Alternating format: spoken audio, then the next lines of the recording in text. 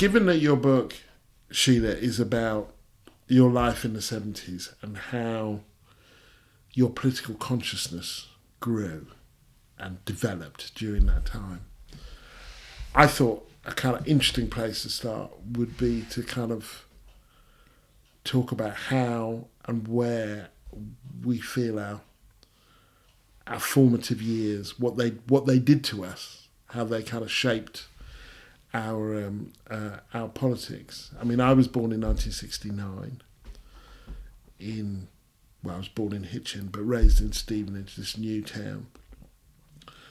Single parent mum from the age of 1. And so I grew up with a kind of almost imbibed with mother's milk, really, a sense of anti-colonialism, anti-racism, and a kind of class politics. So I was kind of never in any confusion about who my team was, even if growing up around a lot of white working class people in the 70s, that involved an awful lot of racism from the people who I looked to as being somehow in solidarity with. And my mum had this thing about your people, who my people were. So I remember when the Holocaust miniseries came on in 1979, 78, and she actually made me wake up and watch it. And she said, these are your people too. And I remember her being very supportive of the firefighters' strike, which would have been in the mid-70s. 77, I think. There you go. I would have been about 8. But I remember her saying, we should support these people. And we didn't have an awful lot of money, but I remember her giving me money to put in a bucket or, on that basis. And then came 1979 and Thatcher and the beginning of a kind of range of defeats. I was 10. And so I was inculcated, first of all, with that from my mum, but secondly, with this sense of, in a very working class town that voted for Thatcher every time, so I could see that it had some purchase, but with a sense of continual defeat, which was bookended by 1989, the collapse of the Berlin Wall, and the collapse of the Soviet Union, and the notion that any notion of socialism is over. Socialism is about the past. It can't work. It won't work. So that was my kind of formative years. How about you? Well, I was born in 1943, and as I was growing up, first I was in an area of Leeds called Harells, and when I was 7, my parents moved to another part of Leeds, which was more genteel, called Roundhay. The reason that people were moving was because there were rumours that black people were coming to live in Harells, and I had no idea what that meant.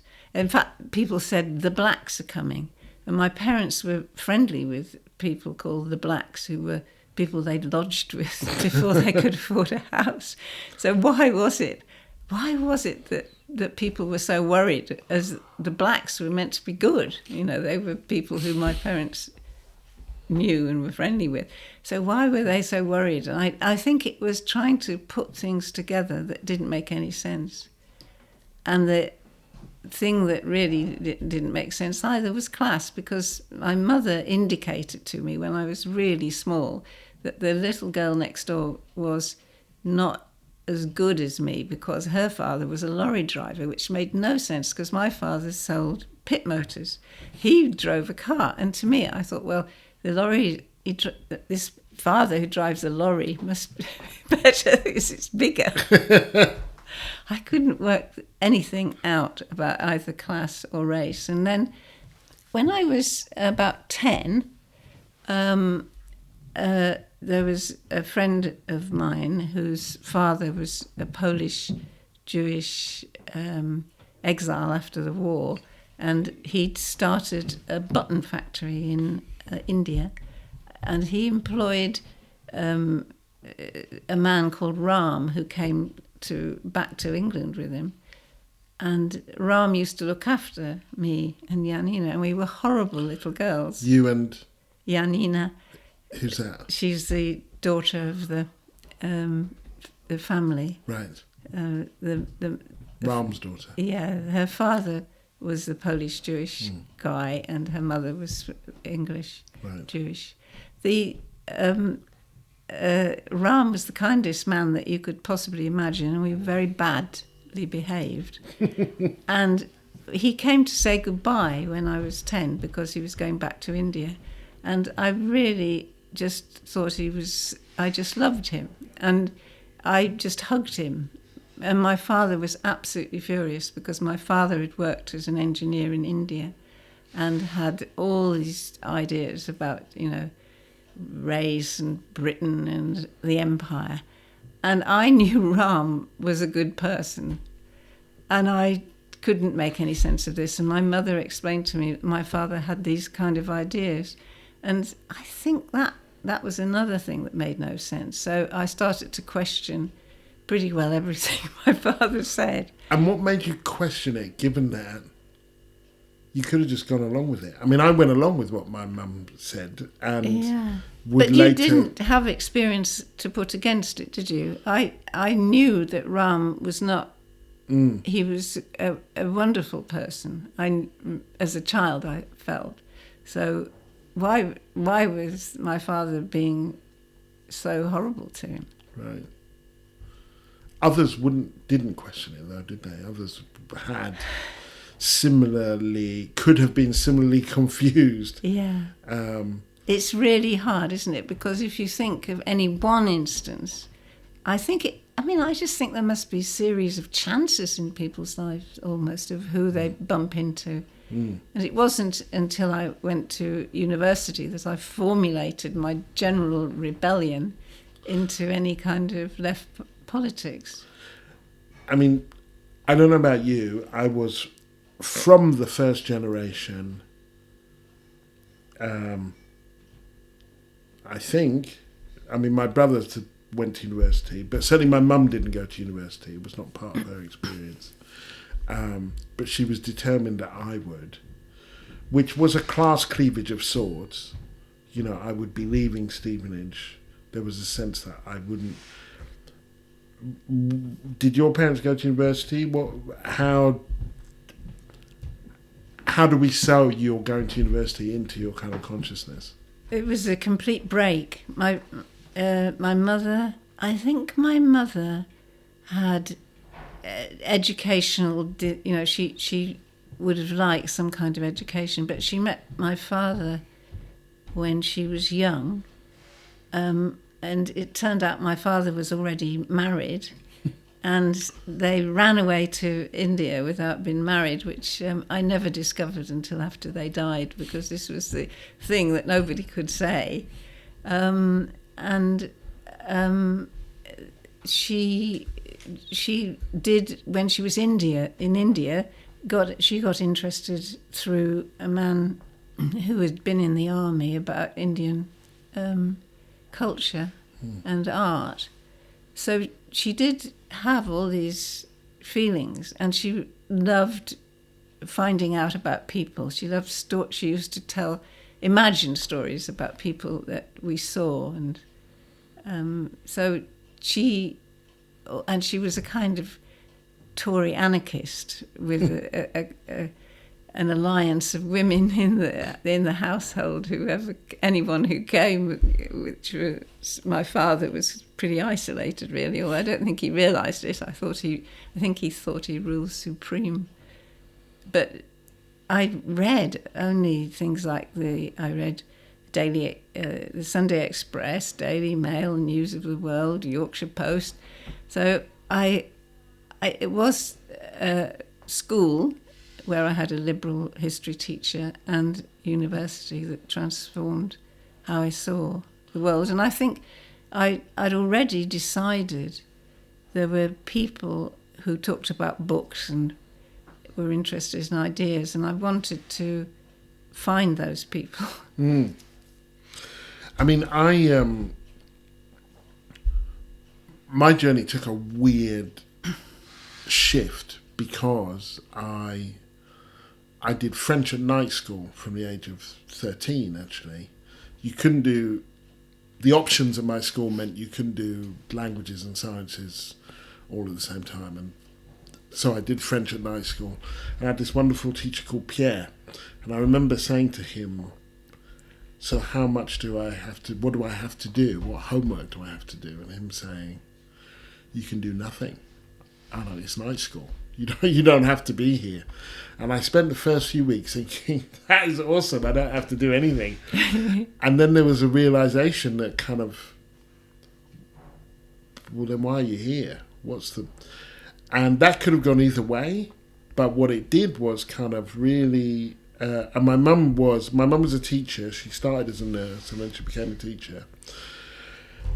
And she understood education as being like, look, this is your chance. This country offers this.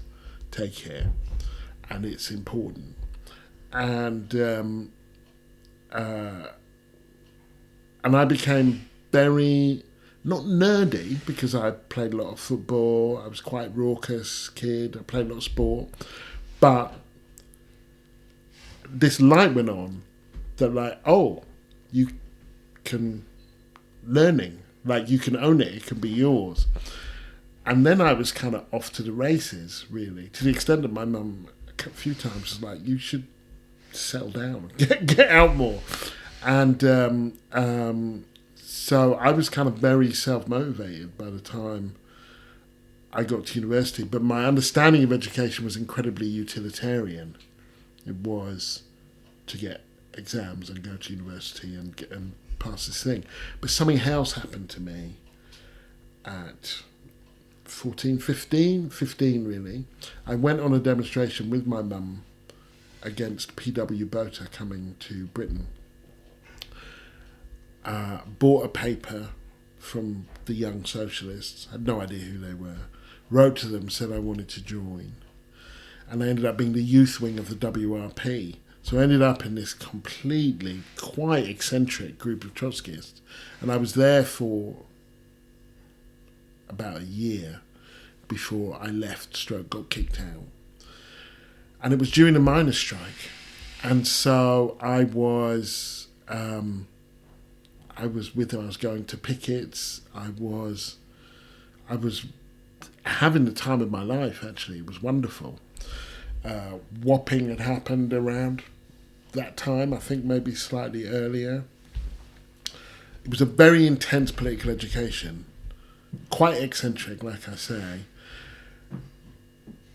And it did a couple of things. One was it kind of took the mystique out of the notion of being a revolutionary completely out of my mind, because I saw these people and they were quite odd, some of them.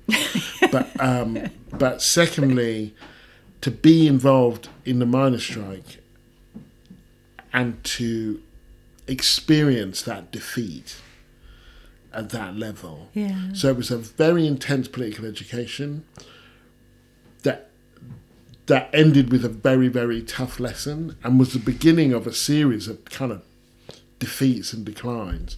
And I remember describing, because older comrades would talk about, the upturn, there'll be an upturn. And I thought it was like waiting for Godot, it just would never come. There would be this upturn. But I never saw it all the way through my formative years.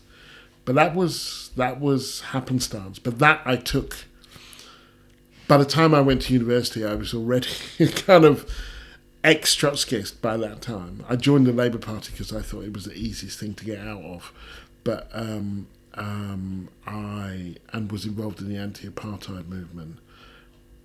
But I had a sense of myself as a political being, and the place that I went to university, Heriot Watt, was a lot like Stevenage. Actually, it was a vocational university, quite utilitarian, quite right wing. It wasn't in the National Union of Students, so I sort of sought people outside of there. But what was your university experience like? How was it transformative? Well, the first experience it was a shock, because even coming from a middle-class background in Leeds, it was completely different. When I went to Oxford for an interview, and it was just very strange. And I got in, and I always thought I got in out of a kind of mistake, really, because I answered a question wrongly. It was age of faith or age of reason, discuss. And you were only meant to do one or the other, because people only did modern history or medieval history. Mm. And I read a kind of crib about the Renaissance, not been the first time that you have humanism. Mm. So I did both and discussed both questions. And it happened that the medieval historian teacher there, Beryl Smalley, had written on medieval humanism, showing that ideas about reason and questioning authority were there in the Middle Ages. So she was delighted. And I got in, and I always thought, I think I sort of got in wrongly, because you weren't meant to answer the wrong question. And so that would have been in the early 60s? Yes, it was in 1961. And so that's kind of, I mean, I'm thinking of what I know of 1961. There's Freedom Riders. Yes. In America, and... we saw the civil rights people being attacked by dogs on the television. And that was so shocking. I'd never seen anything like that. So there was anti-apartheid struggles going on, and but also Hungary had happened 5 years earlier. Yes. So the Soviet Union was not.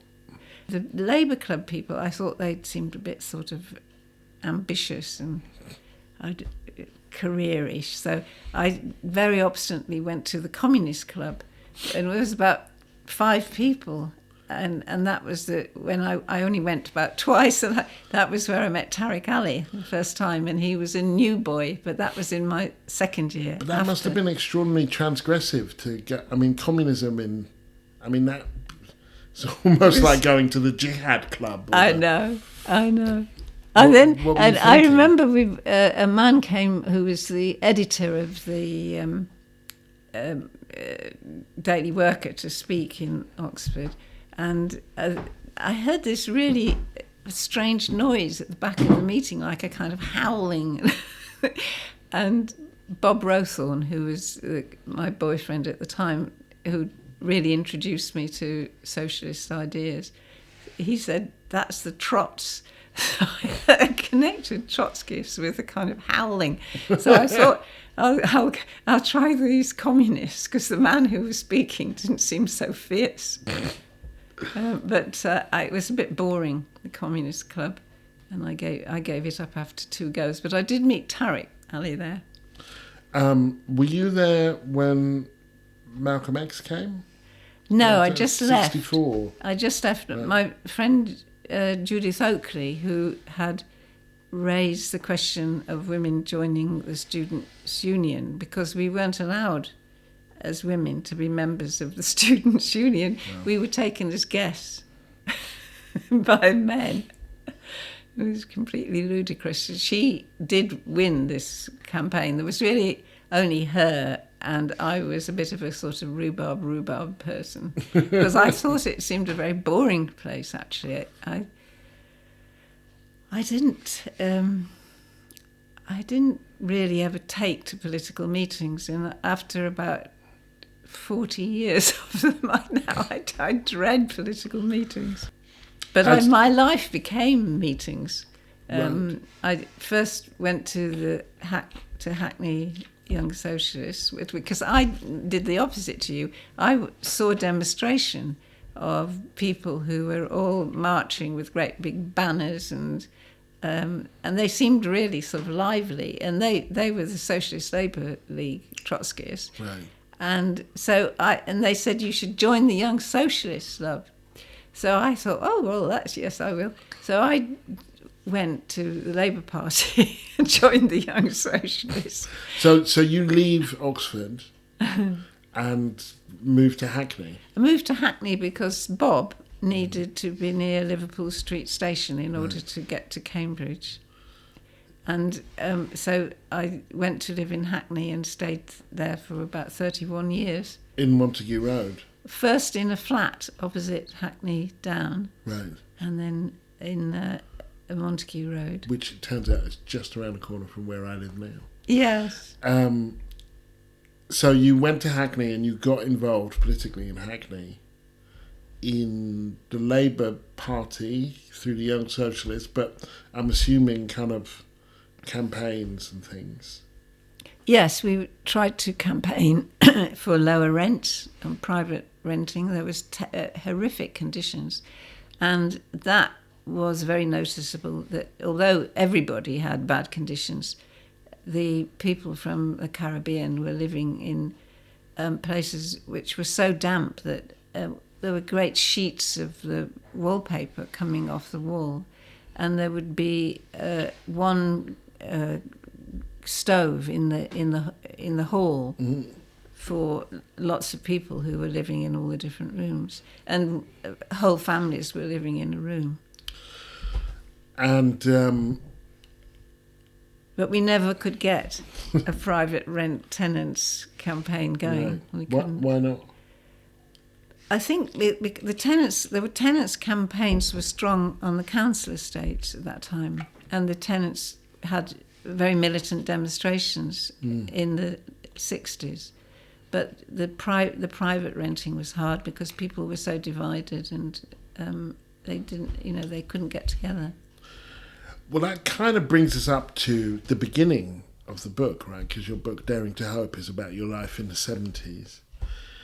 And I guess I'm interested because you and I have a similar, while our backgrounds are dissimilar, a similar kind of mode of intervention into these things, which is kind of memoir and biography quite often as politics, or as kind of, when it comes to documenting, is to kind of reflect on how and where we were in these, how we understand these moments now, how we understand our life in these moments. And that was kind of true of Promise of a Dream in a different way. So I'm wondering what led you to this book in particular. What was there about your life in the 70s that you want to share, and what the title Daring to Hope, because your book starts where my life starts. Not that you would have known that at the time, but why? What Daring to Hope? What that kind of embodies, really? I think that title. It took a while to get a title for the book. I did the book before I had a title, and the title came about because I realised at that time there was that energy and hope, which came because of the circumstances of the time. There were all the anti-colonial struggles. There was a working class that was well organised and had seen conditions improve, and therefore had the confidence to feel that they could get better. And there was a lot of young women like me who were really uneasy because we didn't fit into the circumstances that our mothers had lived in. On the other hand, when we entered all kinds of different aspects of the male world, we were treated in ways that were really confusing. And I suppose it was something that didn't fit, and I started puzzling over why that was. So in the late 60s, I'd begun to think about myself as a woman. I mean, I knew I was a woman, but I didn't think very much in terms of that as a social situation at all, really, because it seemed that you could do quite a few things. I think I began to notice when I lived in Hackney the difficulties that women had when they had children. Our neighbour upstairs had a little boy, and her life was really restricted. Sometimes she used to just sit and look out of the window, because she said she just felt so completely trapped. She was in a flat upstairs when I lived in the flat. I don't think there was a sense of being a woman in a political sense in my existence before about the late 60s. For you? For me. Right. Yeah. And we didn't have a language. So when I started to write, it was about this silence, that we lived in a silence because we couldn't articulate. And I was influenced a lot by the writing from Black Power writers, because they were talking about how it felt, how you experienced yourself, which normal left politics didn't really talk about. I mean, Marx didn't talk about how he felt, did he? No. No. I mean, I really like reading Marx, but he just didn't seem to... He wasn't a big sharer, was he? No, he didn't reveal these things. Perhaps in his letters, but then he was very grumpy in his letters. Yeah. I mean, you can't do everything. No. I mean, I'm intrigued by a couple of aspects here. One is personal, because, well, let's start actually. I'm intrigued by a couple of aspects here, and one is because you talk in the book about meeting one of the older suffragettes. I can't remember her name, but she comes to a meeting. Yes, that's Marjorie Corbett Ashby. There you go, yeah. Who is a liberal constitutional suffragist. Yeah, suffragist, yeah. Sorry. And that... and what a shot in the arm that kind of gave you. How good it was to see this, I think you described, silver-haired kind of lady who kind of sort of sought you out and had stuff to impart. Yeah. Which kind of suggests that there had been a language, and that there was a kind of... This is one of the things that I'm quite keen on at the moment, that there had been some kind of short-circuiting of the kind of intergenerational transmission, that you found each other eventually. Yes. But that these languages are found and lost and then recreated and so on. Yes. And then I started to read on the history about women and revolution. Actually, I was not initially that bothered about the suffrage movement because they seemed a bit sort of reformist. And it wasn't until I met women who were also socialists who talked about how they combined the two later. But the women I was really excited about were the women in the French Commune who'd been participated in barricades and things. And then the women of 1848, particularly in France, who wrote extraordinarily personally about how they felt in relation to men in the revolutionary movement who treated them and dismissed them and were disdainful to them. So I could identify completely with these early 19th century women, the 1830s and 1848s in France. And then on to, because where I first came in contact with you, as you know now because I've told you many times, when I left school, I worked in a refugee school in Sudan. It was run by the United Nations High Commissioner for Refugees, and they had this library with stuff in it, just whatever books were donated. And I came across Women, Resistance and Revolution by you, and it converted me at the age of 17 to feminism. I wasn't against feminism before, but most of the feminists that I had met mostly struck me as very middle-class women who wanted to posit their gender against my race as though I were some kind of problem, and that they, because I was a man, and that without locating that problem, whatever it was, within the context of class and race and other things, and that your book gave me a sense of what feminism could be, what feminism might be, in terms of having a class analysis and a racial analysis and a kind of more holistic, which I just hadn't been introduced to before I was 17. And I might be misremembering, but I have a sense of you kind of also talking about Alexandra Kollontai from the Russian Revolution, Vera Zazulich maybe, Rosa Luxemburg, but the other kind of sort of filling out a story for me that I had only sort of somewhat partial knowledge of, and saying, look, that, you know, first of all, there were women here too. Secondly, this is what the women thought about what was going on. And thirdly, this is what the women thought about the men and what they were doing. And then, which gave me a lot of equipment. When did you write Women, Resistance and Revolution? I started writing it in 1969. The year I was born. Yeah. And then I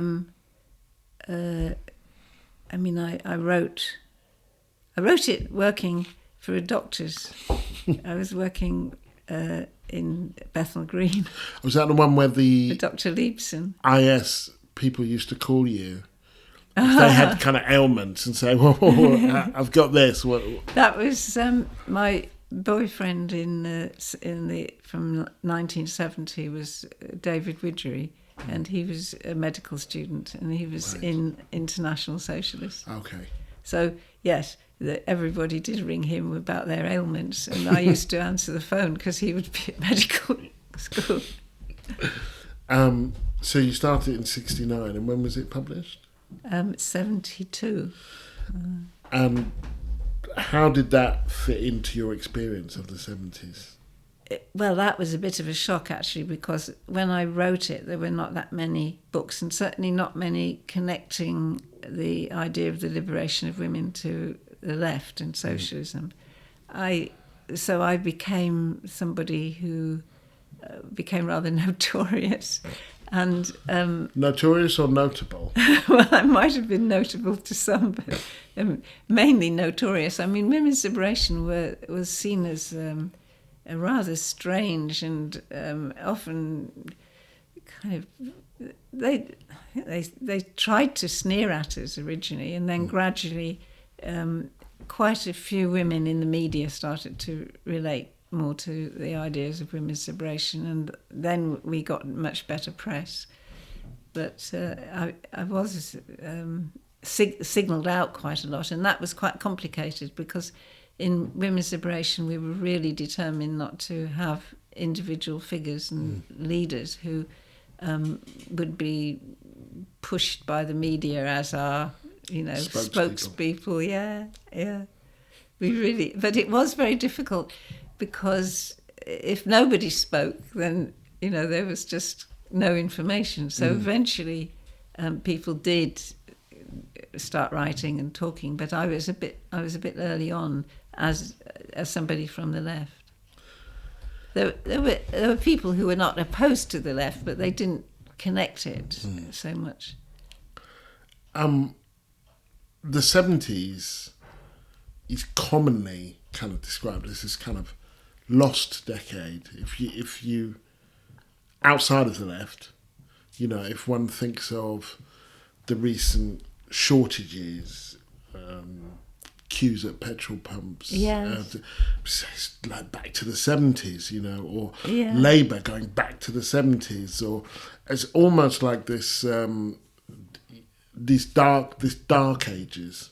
There were the 60s, and kind of whatever we think of the 60s, flower power and the Beatles, and kind of a range of things that one can connect to the 60s, which one might like or not like, but there is at least some debate about what was good and what was bad about it. And then there's the 80s and Thatcherism and yuppies, and there's a debate about what was good and what was bad about that. But then there's the 70s, and there was a kind of almost uniform consensus in the mainstream that the 70s was a bad time for England. 2-day week, strikes everywhere, kind of nothing was working, winter of discontent. Rubbish not collected. Yes, I mean...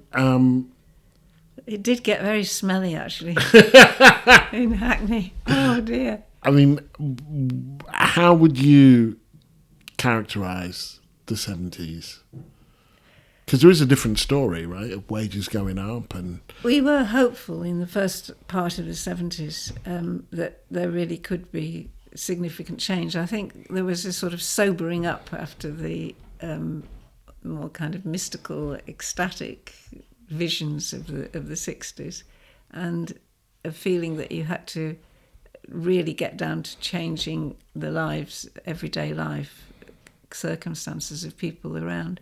And as I said, there were still these terrible housing conditions. And I was teaching in a school in Islington, and that there was real hope that comprehensive schools could really be made somewhere that was an exciting, good place to teach. So there were a lot of people from different vantage points who were trying to change society. And there had been movements through the 60s of people squatting, and that extended in the 70s. People were creating whole community festivals and things in Brixton. I was in Hackney, and we were a bit more traditional left in Hackney. But there were demonstrations of members of NALGO, who were the local government people and social workers. And in Islington, the social workers were kind of doing barricades and things in strikes. So there was a right through from the working class to the people who were called white-collar workers and middle-class jobs were really arguing and defending their position as workers and saying we need to change society as well. So it was a very hopeful time in the first part. It got less hopeful in the late 70s, it's true. But I had my son in 1977, and so I got really interested in all the struggles around childcare. And again, we were creating community nurseries, which got some funding from local councils, which provided a really great place for little kids to go, and they were not very expensive. We paid something, but we didn't have to pay that much. But they got some money. First, the nursery Will went to was a squat, and then it got money from the council, and it was a wonderful place for the children to go. So when you think of, daring to hope, my life in the 70s, the daring to hope came from the early 70s mostly, it sounds like. That was when the really hopeful period was. But we didn't stop. I mean, I think I began to get a bit seriously unhopeful by the late 80s. But there were still all these things going on in the 80s. There's miners and the seafarers strike. So there was a lot of resistance. But when we think of your life in the 70s, which is what the book is about, towards the end you have a child. I'm just wondering if you can give us a sense. Some of the people watching this won't have read your book. Most people probably, given when it's going out, of the journey that you went through during that decade. I was working in a very sort of hand-to-mouth way, really, because I was part-time, doing lots of different part-time teaching in further education and in the school I taught in. I taught in further education, but I couldn't do that anymore. Actually, I was sort of blacklisted from further education because in the 60s I've formed a group with the students to discuss left ideas, and that was I managed to get the engineering students and the hairdressers together, which was a major solidarity. Yes. So I was always a bit worried about money, but I managed, and I lived in a communal house, which was a house that I owned, but we didn't have rent. We all paid equally towards its maintenance. And I had a will in 1977 with Paul, who was a squatter in Brixton.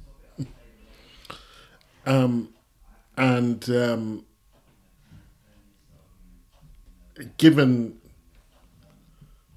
your politics, the decision to have a child, was that a complicated decision on a personal level, or? No, it wasn't really. It's, I guess, all women start to get a bit bothered by the time. Well, at that time, I was 34 when I actually had Will, and at that time that was seen as very, very old to have a kid. Not by the more modern sort of medical people, but other people. So, what are you hoping, someone picking up this book, what are you hoping that they will kind of get from it, understand from it? Well, I'm very conscious that although there are archives about women's liberation, and there have been academic books written by younger academics about women's liberation from different aspects, there's not that much written by people who participated in it, strangely. I think partly because it's complicated to go over a movement that you were passionately involved in, because by the end there were splits and divisions, and that was very painful. And I think that people shied away from going into it. And then also, as women's liberation movement died down, we carried on being feminists, and in my case a socialist feminist, through the 80s and 90s, but there wasn't actually a movement in the sense that there had been in the 70s. I hope to write something that would introduce people to how it felt to be in such a movement, and also to bring in some of the people who I had been close to, who many of whom I don't think a lot of people would ever come across because they didn't write books. I mean, it's a peculiar thing to do, to be a writer, so your name gets known.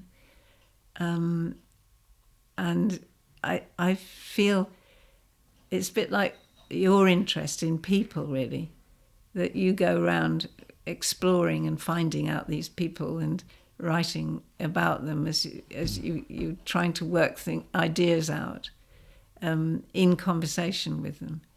And I was like that with a lot of people in my life. I wanted to write about them too, including the older ones who were from earlier generations who had helped me and encouraged me, particularly Dorothy and Edward Thompson, who were from the generation who had gone through Hungary as members of the Communist Party and left, and tried to create a new left. And when I first met Edward in the 60s, he had got this very strong feeling of failure because the new left was disintegrating. And it didn't really mean that much to me because I hadn't been part of that conflict. I did also meet individuals who were in the Communist Party who were actually older and extremely kind people, and I found that difficult to work out, how you could be in an organisation that had clearly done very bad things but had these incredible dedicated people who'd spend their lives serving and helping other people. I found that hard to work out, really. But it meant that I didn't ever join the Communist Party. But I didn't have that... it didn't have the personal meaning to me that it had to people who were older who'd actually been in it and left. So I'm wondering, you talked about silence and about this sort of the words for it, and but then we talked about you meeting this suffragist, and that there hadn't been words for what you were doing necessarily, but there had been a kind of consciousness that had not been lost, but had been submerged, or, you know, in some way waylaid. I'm wondering how you see the transmission from your generation to younger feminists now, and what stayed, what's gone. You know, when you look at young feminists now, how do you understand them, and what do you think there is in the book for them?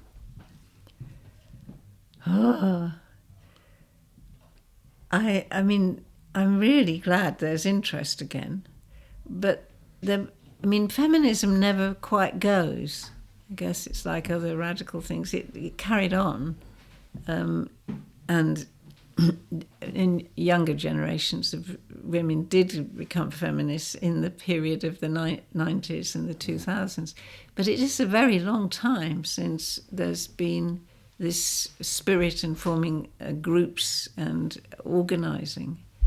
And I don't know I can't say what younger feminists would say. I guess it would be different anyway, but I hope that they find it interesting, and also realise that we weren't some kind of model type people who lived in a completely abstract and exemplary way, because I think that's how people sometimes present feminists, and it's a very one-dimensional thing. You sort of cease to be a woman if you're a feminist, you know.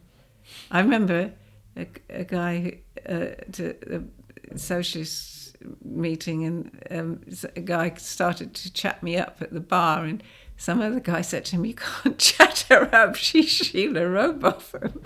And I thought, oh no, what is this fate? Yeah, there goes my chance. Yes.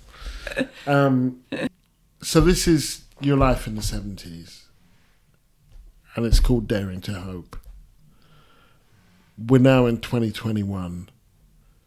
Do you still dare to hope? And if you do, what are you hoping about? I'm assuming it will be something different to what you'll be hoping about in the 70s. I mean, an awful lot's happened that you maybe would never have imagined, both for better and worse. Aspects that we didn't really think about so much have become much better. I think the things that have become much better for women have been the things that are around sexual identity for lesbian women. It's much less of a struggle, I think, to be able to express same-sex desire than it was in the 1970s. I think the things that have become better too have been the fact that there are so many more women visually in the public eye who are doing things, doing sports commentary. That would have been unheard of, to have women going on about football and things.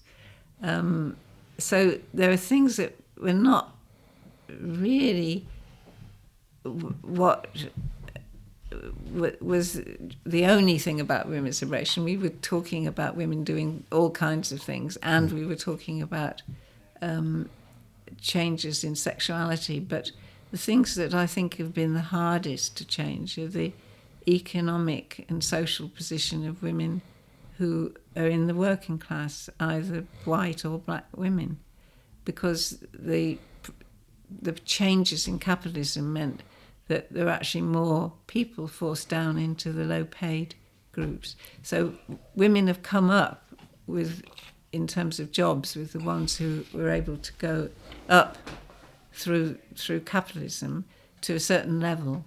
So there are many more women like me who went to university. It was really unusual to go to university even in the early 60s. For a woman, people said, teacher training college, go to teacher training college. Or nursing, I guess. Yeah. Or in Leeds, there was a thing called the pudding school, where it was to learn domestic science. So it was very peculiar to go to university, and exceedingly peculiar for me going to Oxford, even from a middle-class background. Not so. If your parents had gone, then it wasn't so odd, but it was odd. And do you have a sense of connection now? A sense of connection, not necessarily an actual connection, but you see it and you connect with the younger feminists who would be, in 1970, you would have been 27, something like that. Yeah. So when you look at kind of young women of around that age now who are politically active, do you connect with them? Do you have a psychic connection? Do you think like, yes, I would be doing that, or I wouldn't be doing that, or kind of, I can see where that comes from? Well, I haven't, because I retired, I haven't been in contact with that many young women in their 20s. But through doing this, I've been interviewed by several young women in their 20s, which has been really, really nice, actually, because from all different circumstances. The thing that I think it is just so hard still is when women have children, because it's very strong emphasis on even. I mean, one woman said to me, well, her guy didn't actually earn more than her, but his job took him away from the home. And so because she was at home with the children, she was really looking after the children and doing her work, which she said was actually higher paid than him. And that was really interesting to me, because it suggested that the kinds of things that we were going on about have become more acute, really. Thanks, Sheila.